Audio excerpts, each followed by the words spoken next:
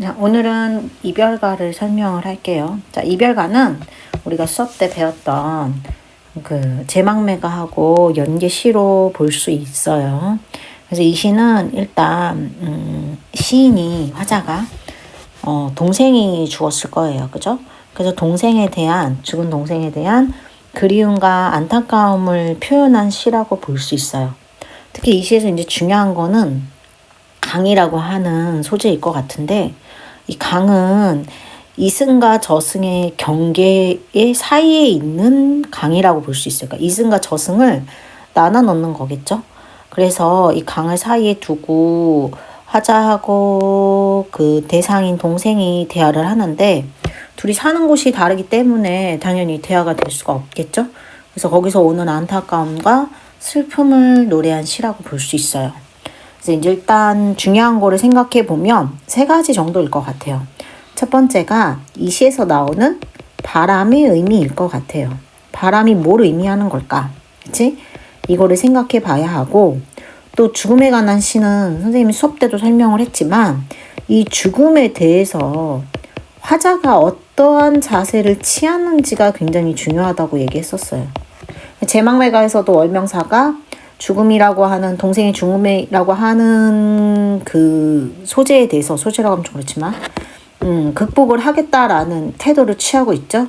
여기서도 마찬가지일 것 같아요. 그러니까 이 사람도 내가 동생에 대한 죽음에 대해서 어떠한 자세를 가지고 있는지, 받아들이는지 받아들이지 못하는지, 아니면 월명사처럼 극복을 하는지, 이런 부분에 대해서 살펴볼 필요가 있어요. 자, 세 번째는 이 시에서 이제 표현 방법이라고 볼 수 있을 텐데, 이 시는 시행이 자꾸만 반복이 돼요. 시구가 반복이 돼요. 시구. 시행도 반복하지만, 시구가 반복하겠죠, 정확하게는. 자, 시구가 반복을 해요. 그래서 이 반복을 통해서 어떤 효과가 있는지, 또 점층이라고 볼 수 있는 부분도 있을 것 같아요. 그죠? 점층을 통해서 뭘 말하고자 하는지, 이런 것들을 다시 한번 확인할 필요가 있다. 자, 일단 시를 한번 볼게요. 이별가 박목월. 자, 이렇게 돼 있어요. 그러니까 이별가라고 하는 제목에서 벌써 끝이, 화자가 대상과 이별한 상태야. 뭐 정확하게는 사별한 상태라고 볼 수 있겠죠. 그죠? 자, 이제 한번 볼게요. 자, 모라카노 저편 강기슭에 니 모라카노 바람에 불려서. 지금 보니까 모라카노라고 하는 말이 반복이 되고 있어요. 그쵸? 자, 얘는 경상도 방언이에요. 경상도 방언. 정보를 보자면 경상도 방언이에요. 자, 경상도 방언이고 또 모라카노라고 질문을 하고 있기 때문에 답은 없지만 말을 건네는 방식이라고 볼 수 있어요. 말을 건네는 방식. 이 말은 청자가 있다라는 얘기겠죠. 그러니까 여기서 청자는 시적 대상일 텐데, 유추를 해보면 아우가 되겠죠. 동생이 될 거예요. 자, 그리고 모라카노라고 반복을 하고 있어요. 모라카노라고 반복을 하는 걸 보면 대답을 듣지를 못해요. 그렇죠? 그러니까 굉장히 듣지 못하는 상황에서의 안타까움, 동생의 말을 듣지 못한 상황에 대한 안타까움, 슬픔, 이렇게 볼 수 있겠죠.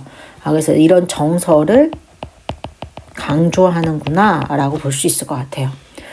저편 강기슭에서, 동생은 저편 강기슭에 있네. 그죠? 저편 강기슭에 있다라고 하는 거는, 그렇지, 동생이 저승에 있다라는 걸 보여주는 얘기예요. 니 모라카노. 자, 니가 청자이자 시적 대상이구나 하고 여기서 이제 나왔네요. 너라고, 니라고 했지만 사투리로. 모라카노 바람에 불려서. 바람에 불려서 들리지가 않는데요. 바람에 불려서. 이 얘기는 뭐냐면은, 아까 전에 바람의 의미가 중요하다고 얘기했었는데, 이 바람은 바람 때문에 소리가 들리지 않는 거예요. 목소리가. 그러니까 이 바람이라고 하는 거는 그냥 단순한 방해물이다 이렇게 말하기보다는, 틀렸다는 게 아니라 이승과 저승의 어떠한 소통, 그쵸? 얘를 방해하는 존재구나 라고 생각을 하면 될 것 같아요. 이게 좀 더 구체적이죠. 그냥 단순히 부정적이다, 또는 바람은 뭐 시련 고난이다 이런 거보다는 둘의 소통을 방해하는 존재구나 이렇게 보는 게 좀 더 명확할 것 같아요. 자, 이승이 아니면 저승으로 떠나는 뱃머리에서 그랬어. 우리가 지금 보면 이승 아니면 저승으로 떠나는 뱃머리 사이에 있다는 얘기예요. 얘는 이승과 저승의 그렇지? 갈림길을 얘기하는 거예요. 제망매가에서도 갈림길에서 머뭇거렸죠? 걔하고 똑같은 거야. 여기에 지금 화자의 위치가 있다라고 볼 수 있을 것 같아요. 여기에서 나는 이 뱃머리에서 나의 목소리도 바람에 날려요. 내가 막 동생을 통해서 동생을 애타게 막 부르는데 이 목소리 또한 바람에 날리고 있어요. 왜냐하면 아까도 얘기했듯이 바람은 이승과 저승의 소통을 방해하는 어떠한 존재니까 우리를 대화할 수 없게 만들어요. 그러면 여기까지를 딱 살펴보면 여기까지를 살펴보면 이렇게 딱 살펴보면 이승하고 우리가 이런 걸 파악을 해야 돼. 저승의 어떠한 거리감 이게 크구나. 이걸 다 알 수 있어야죠. 자, 모라카노 또 모라카노가 또 나왔죠. 모라카노가 계속 나오고 있어요. 썩어서 동화밧줄은 사가 내리는데 그랬어요. 동화밧줄.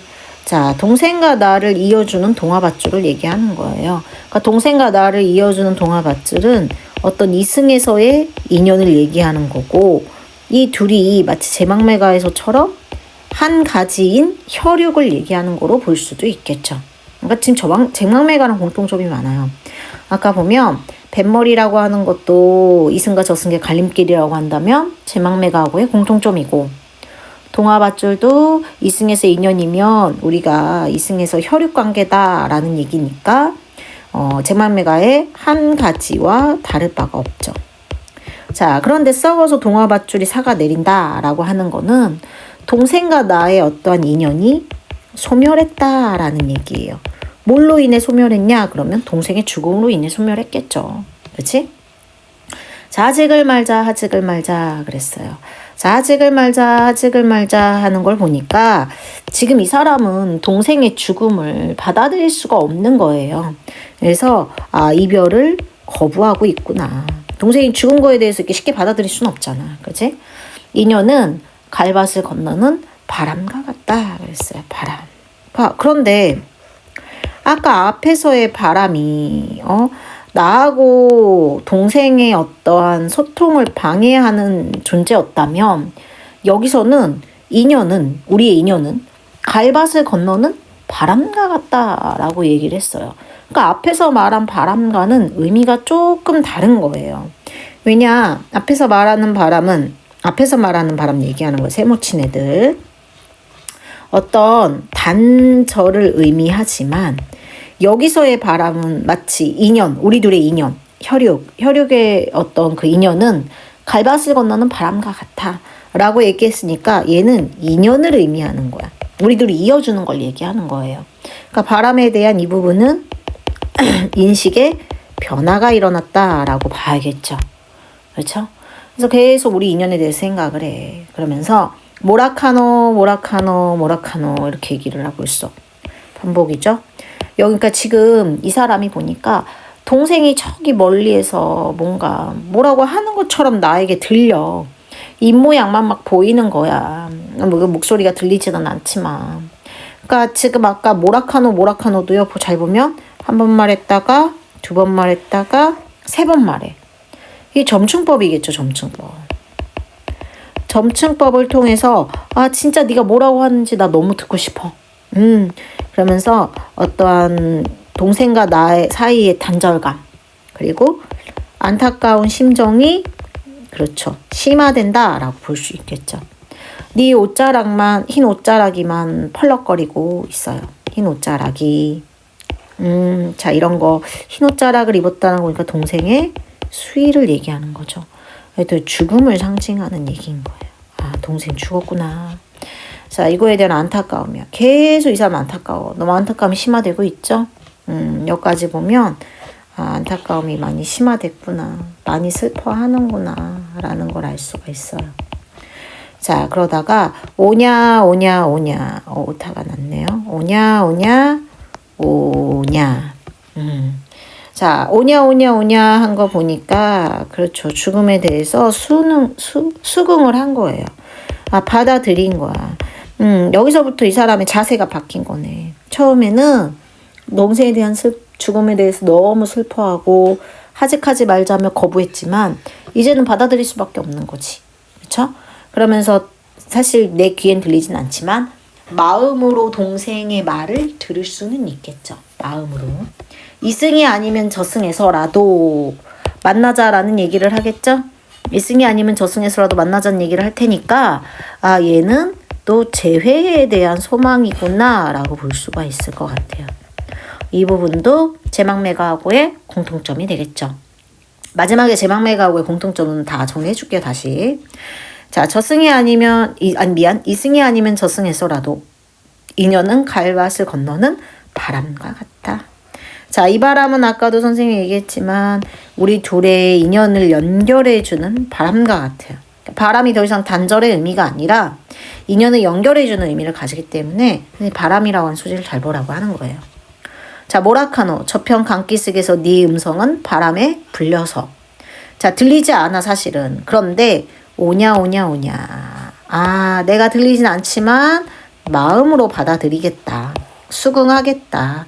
내가 뭐 직접 내게 들리지 않아도 충분히 너의 말을 마음으로 받아들일 수 있다. 나의 목소리도 바람에 날려서 그랬어. 아, 그럼 나의 목소리가 바람에 날려서 인연을 갈밭을 건너는 바람과 같은 거니까 동생에게 닿겠구나. 그럼 이제 바람은 더 이상 단절이 아니라 나의 목소리를 조금 꼼꼼히 써볼게요. 전해주는 존재가 되었구나 라는 걸 볼 수가 있어요.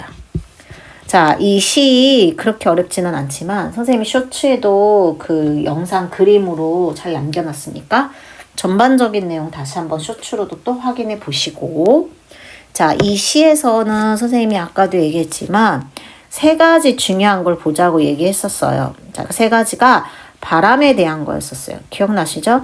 바람이 처음에는 단절의 의미였다가 나중엔 이 두 사람을 이어주는 역할을 하게 돼요. 중요한 거죠. 그죠? 그리고 죽음에 대한 또 하자의 태도예요. 하자는 전반부에서는 동생의 죽음을 하직하지 말자며 거부하고 있지만 후반부에선 동생의 말이 들리지 않더라도 마음으로 듣는 자세, 오냐 오냐 하면서 동생의 죽음을 수긍하고 있어요. 그렇죠? 그리고 이제 반복과 점층은 아까도 얘기했던 모라카노라고 하는 걸로 볼 수가 있어요. 자, 이제 마지막으로 아까 얘기했던 제망매가하고의 공통점 다시 정리를 해볼게요. 따로 정리할게요. 자, 제망매가의 공통점 첫 번째가 이 뱃머리라고 하는 시였었어요. 이 시어를 통해서 이승과 저승의 갈림길을 얘기하고 있다라는 점에서 제망매가에서도 갈림길에서 생과 사의 길에서 머뭇거리고 있었죠.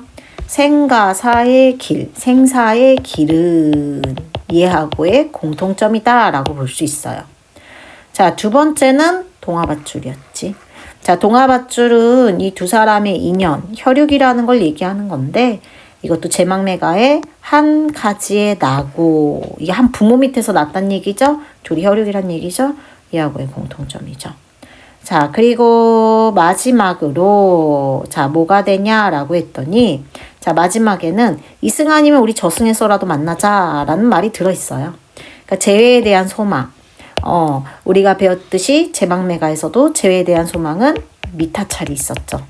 미타찰과의 공통점이다라고 볼 수 있을 것 같아요. 자, 어려운 시가 아니니까 공통점 아까 얘기했던 이별가에 대한 중요한 포인트 세 가지. 얘와 제망매가에 대해서 나타냈던 핑크색으로 하이라이트 쳐져 있는 이 세 부분 다시 한번 확인하고, 중요한 건 시의 전체적인 내용을 잘 봐두는 게 중요하다라고 볼 수 있을 것 같아요. 자, 일단 이 시는 여기까지.